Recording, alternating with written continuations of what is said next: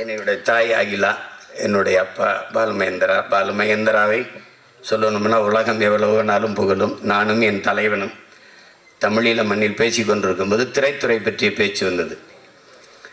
அப்போ அந்த நேரத்தில் போர் சூழல் தான், போர் தான். ஆனாலும் அந்த தலைவன் அவன் தன்னுடைய இனத்தின் பண்பான கலையை போற்றுவது, கலைஞர்களை போற்றுவது, விருந்து உபசரிப்பது, அதில் சின்ன குறையும் இல்லை. அப்போ நாங்கள் மரண வீட்டிலேயே வந்தாலும் காஃபி குடிப்போம், வந்து தேநீர் கொடுப்போம். குடிச்சிட்டு போகும்போது சாப்பிட்டு போவோம்னு தான் சொல்லுவோம். சாவுக்கு வந்தவனே சாப்பிட்டு போவோம்னு சொல்ல பரம்பரை நாங்கள்.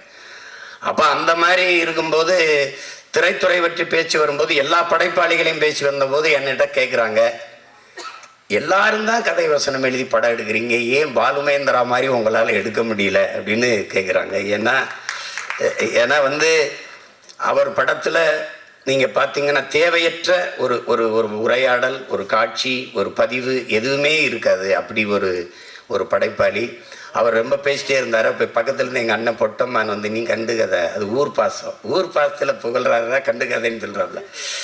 அப்படி ஒரு படைப்பாளி. எப்படியாவது அந்த நாட்டுக்கு தன்னை என் அப்பாவை கொண்டு போயிடணுன்ட்டு பெருமுயற்சி எடுத்தார். நான் வந்து எங்கள் அப்பாட்ட பேசினேன், எனக்கு கடவுள் சீட்டு இல்லையடான்னாரு. இந்த அம்மாவை எப்படிடா கூட்டிகிட்டு போகிறேன், நான் உன்னை படகால அனுப்பிடுறேன், அதுக்கு தான் ஏற்பாடு பண்ணேன். இப்போ சொல்லலாம்ல, ஒன்றும் இல்லை, படகால அனுப்பிடுறேன். அம்மாவை என்னடா நான் செய்கிறது, நீ அம்மாவையும் கூட்டிகிட்டு போ அப்படின்னு நான் சொன்னேன். நான் பத்திரமா வச்சுக்கிறேன், அவரை மட்டும் எனக்கு அனுப்பிடு அப்படின்னாப்ல. பெருமுயற்சி எடுத்தேன், அது சரியாக வரல. அப்படிப்பட்ட ஒரு படைப்பாளி நீங்கள் அறிஞ்சுக்கிறணும். தமிழ் திரை உலகில், இந்த தென்னிந்திய திரை உலகில் தலை சிறந்த படைப்பாளிகள் எடுத்திங்கன்னா பரதன், மணிரத்னம், ஐயா மகேந்திரன், இப்படிப்பட்ட படைப்பாளிகள்லாம் எடுத்திங்கன்னா எல்லா படைப்பாளிகளின் முதல் ஒளிப்பதிவாளர் என்னுடைய அப்பா பாலுமகேந்திரா தான்.